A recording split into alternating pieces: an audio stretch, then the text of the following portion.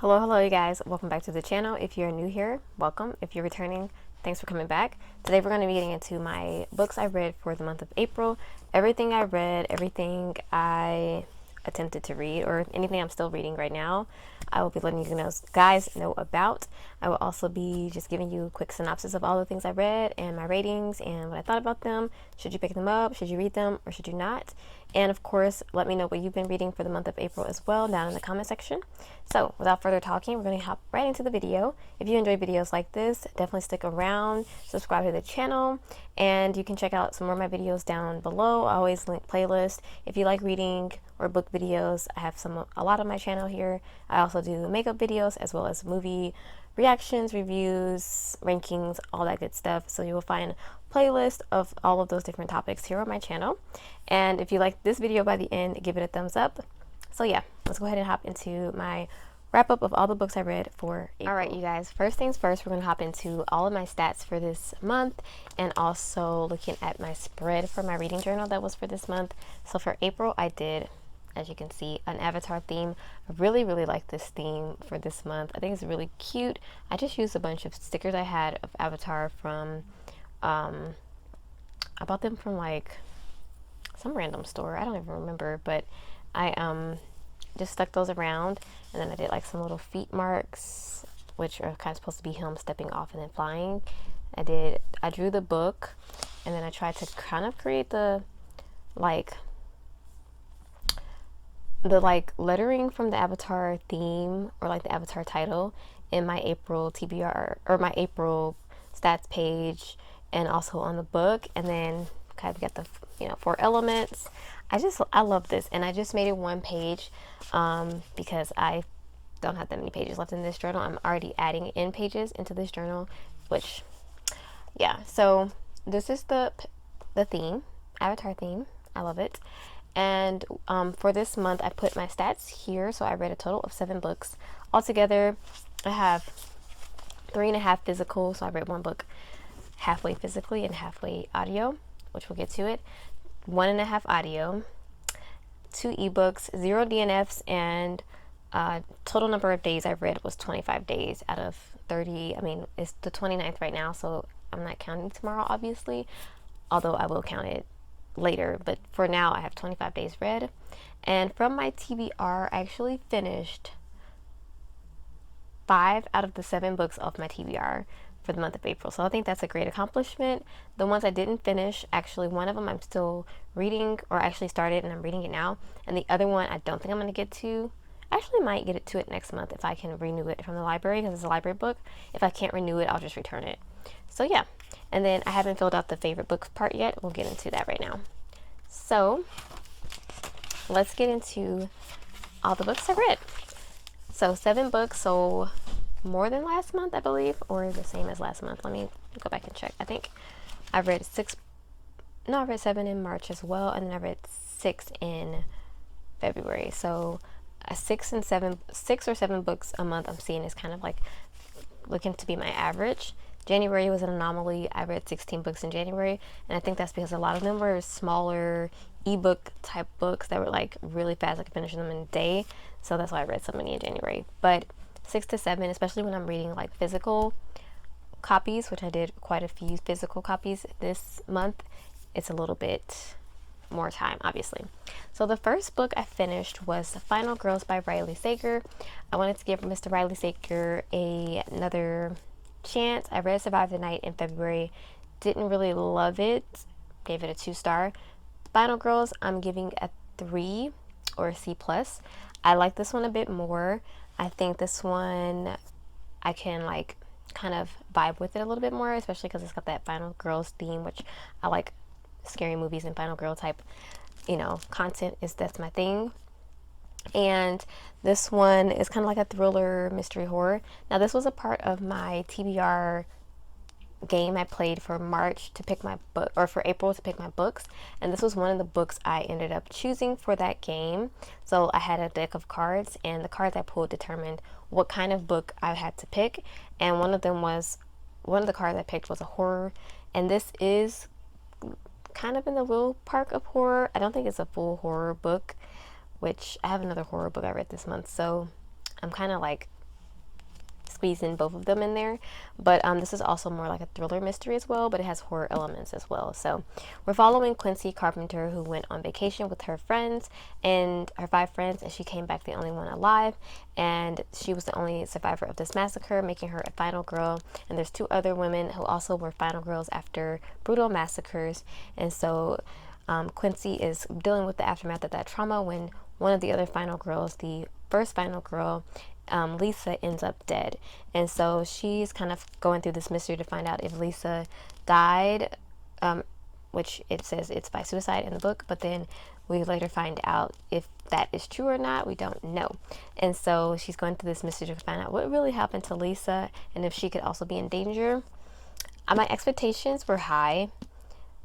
I don't know why. I feel like this one, I've heard a lot about Riley Sager, but after reading Survive the Night, I feel like it lessened it. But I feel like this one was more of an addictive read than the other one, and I feel like this one had a bit of a better realisticness to it. Not completely realistic, but more realistic than Survive the Night. And I feel like as an addictive read, it was good in that aspect, but it also has some moments where it was a bit slow or repetitive with some of the like scenes or things that were happening. It was a bit repetitive, but 3 stars for that one, or a C+.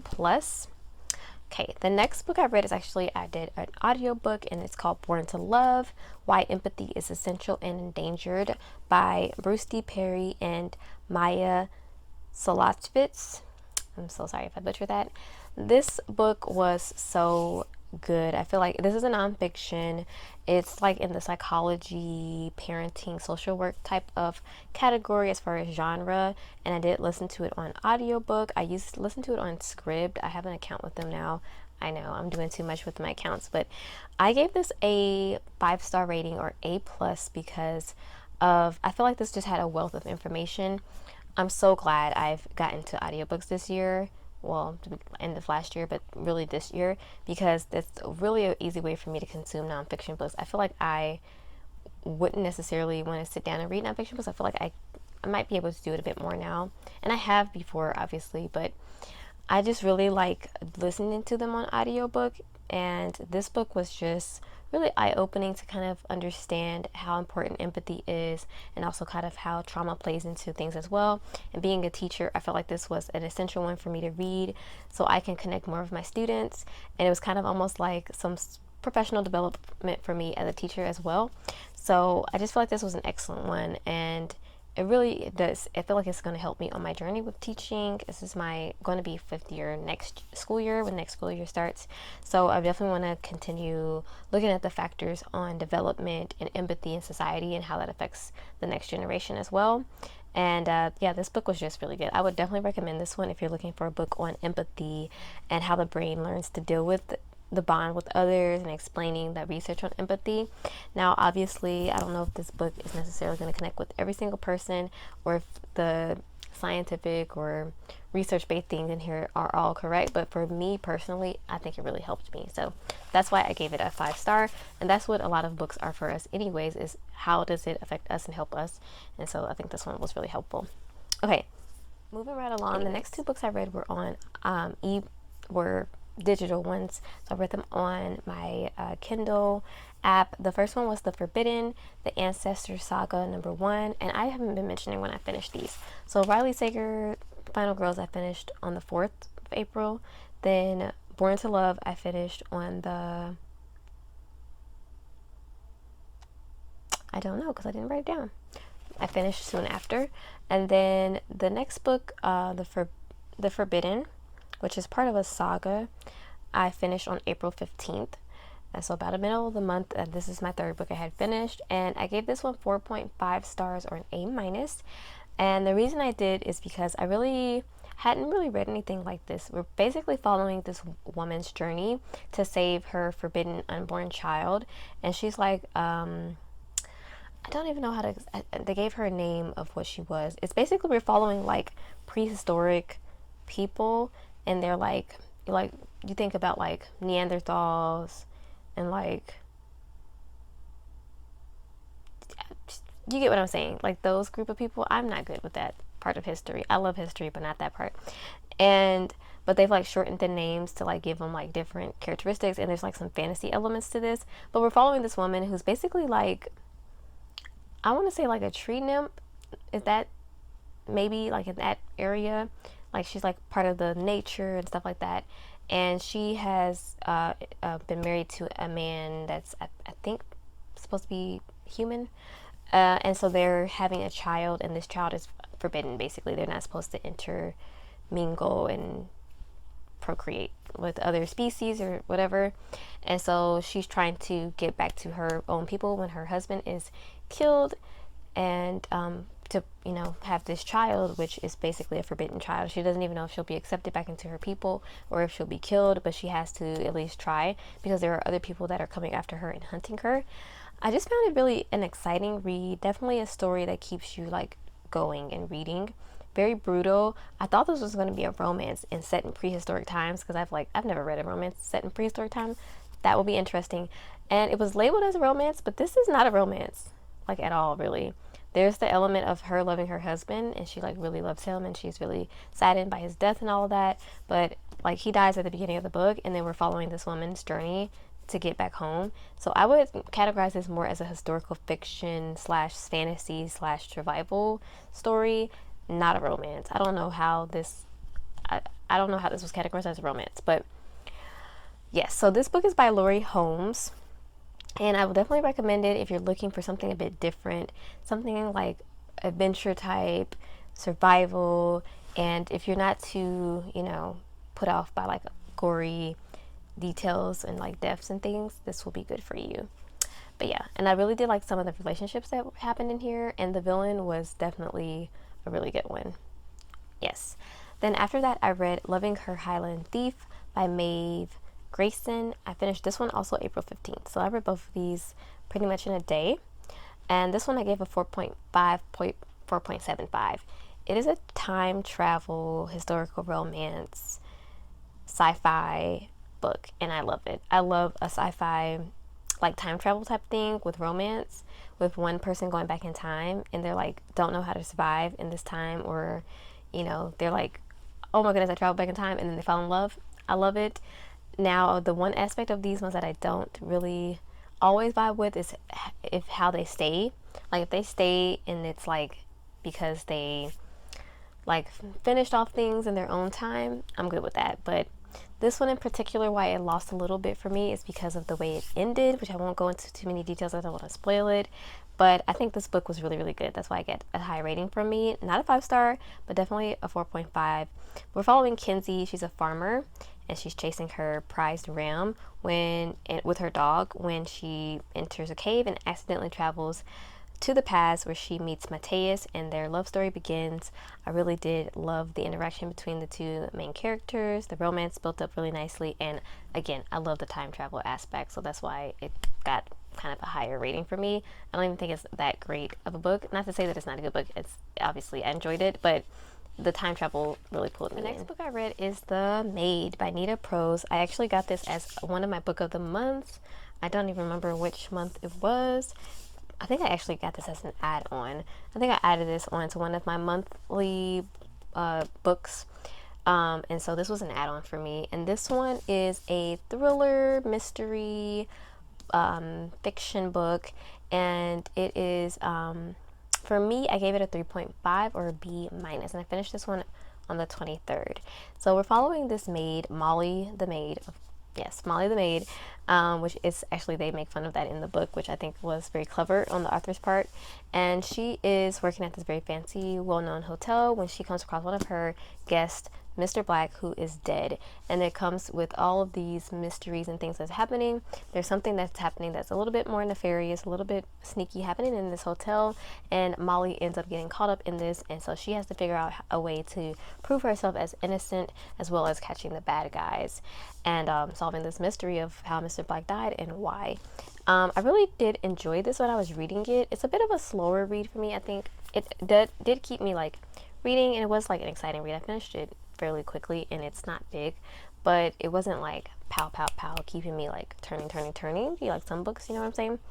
And we're following Molly, and I really did enjoy the character of Molly. She's supposed to be like they almost make it seem like she's in a character that maybe, without saying it, like has maybe like autism or something. And I don't want to like put that label on the character, but it almost is seeming like they're trying to like diagnose her like that, and then but not without saying it, which I thought was a little bit weird either, you know. And then sometimes she's like doesn't understand social situations. Like she has issues understanding social situations and people's like emotions and feelings, or how to judge social situations. But then there's other moments when she doesn't have that issue. So I was kind of confused in that aspect. But I did really like the character of Molly. I thought she was really interesting, and I love the kind of neurodivergent character in this story, if that's the right word. I think that's the right word to say that. So yeah, and I love her inner monologues as well. And it was a quick read, so I gave it a 3.5. I think that's a pretty good rating for this.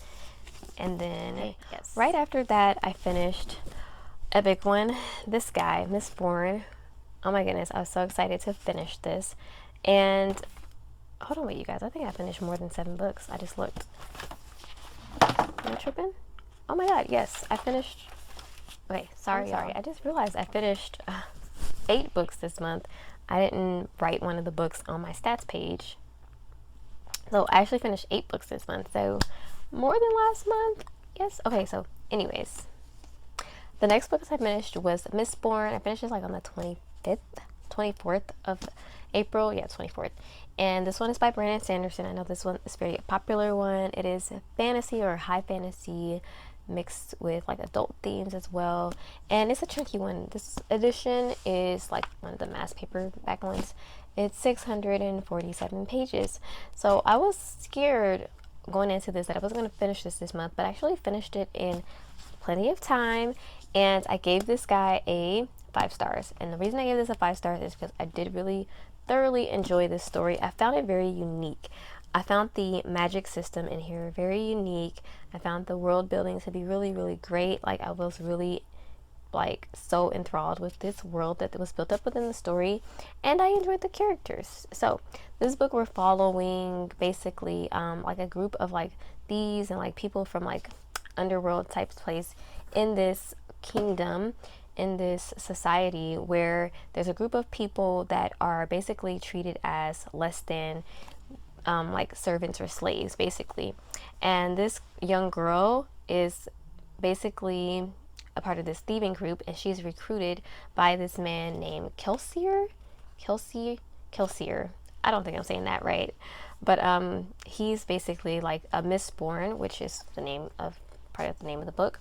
He's a Mistborn, and she's also a Mistborn, and they're able to do something very unique with the magic system within this book. So within the book, each person, or not each person, but like some people can burn certain metals and create and do magic with it basically, or like create different different circumstances. For example, in the back they have a whole little thing here in the back, a whole little dictionary basically. For example, if you burn iron, you can like physically pull metal. Or if you burn bronze, they can sense when someone else by them is using allomancy, which is the gifts or the powers in here, the magic in here. So it's very, very interesting. But the Mistborn can use all the metals, and so this girl who I don't know why I'm forgetting her name.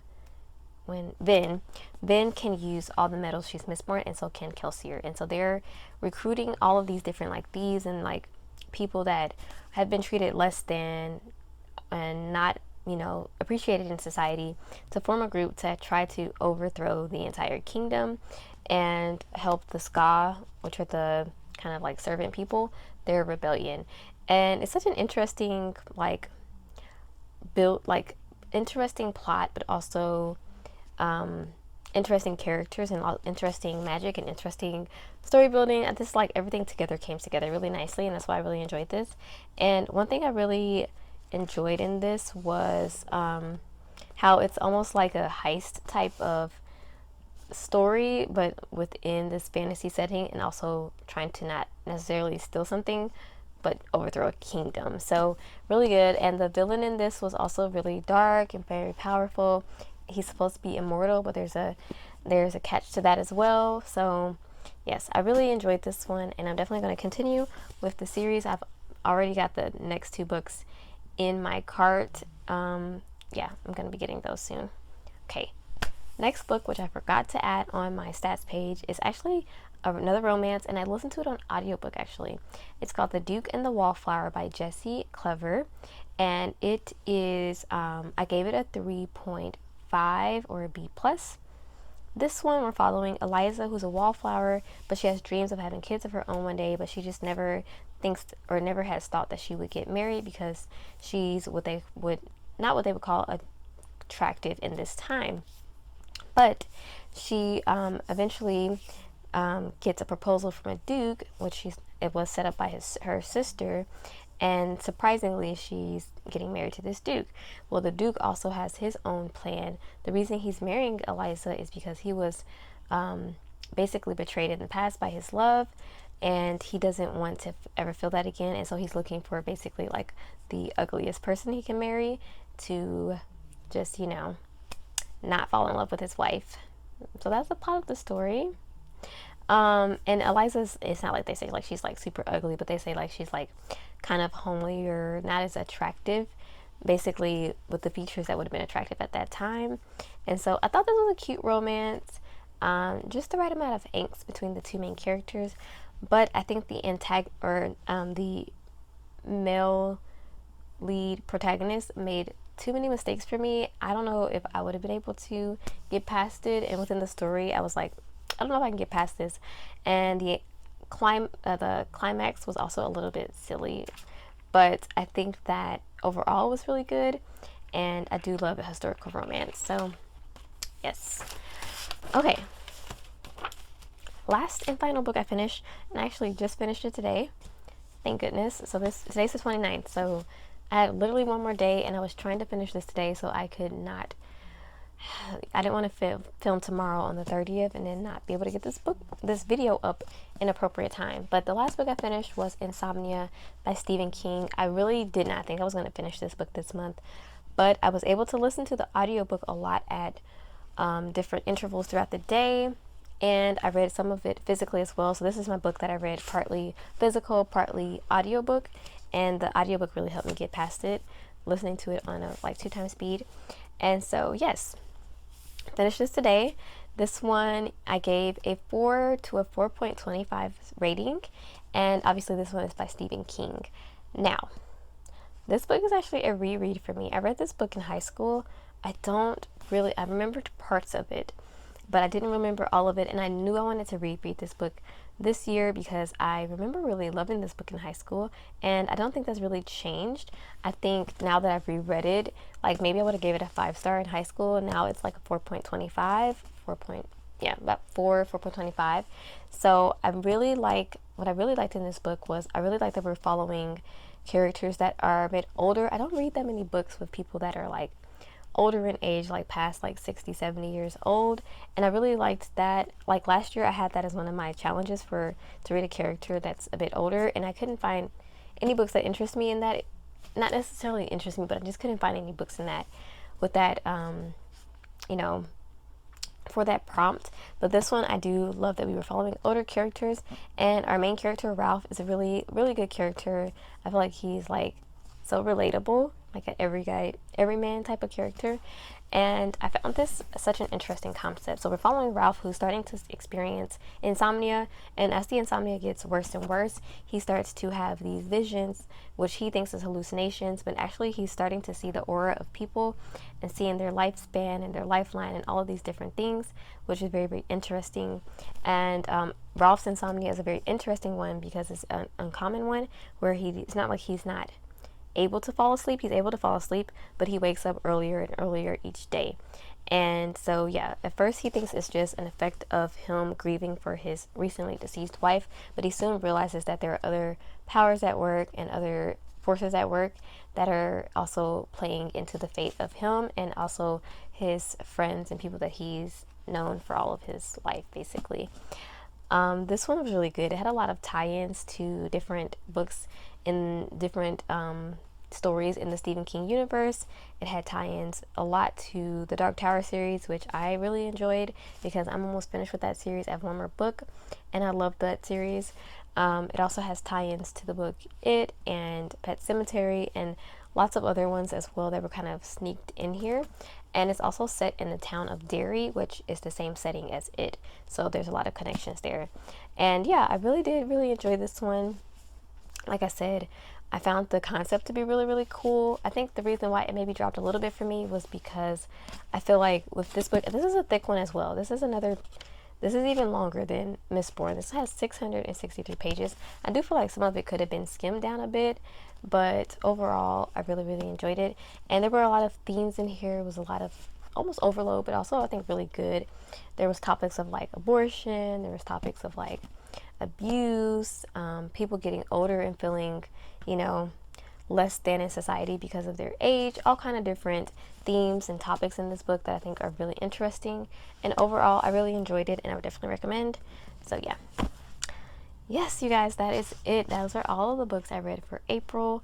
I'm super excited about all these books. Hopefully I don't do a crazy, me thing and read something tomorrow in one day. I doubt that'll happen. I have things to do tomorrow. Yo, I forgot to mention I'm currently reading Half Sick of Shadows, which is also on my TBR for this month, but I'm not finished with it, so I'll probably finish this one in May, but I am not even halfway through, so this is the one I'm currently reading at the moment. But yeah, that's it, you guys. That's it for this video, you guys. If you enjoyed this video, give it a thumbs up, subscribe down below. Let me know what you read for April or what you plan on reading for May. My May TBR will be coming up soon after this video. But yeah, without further talking, I'm going to end the video here. Stay safe. Adios.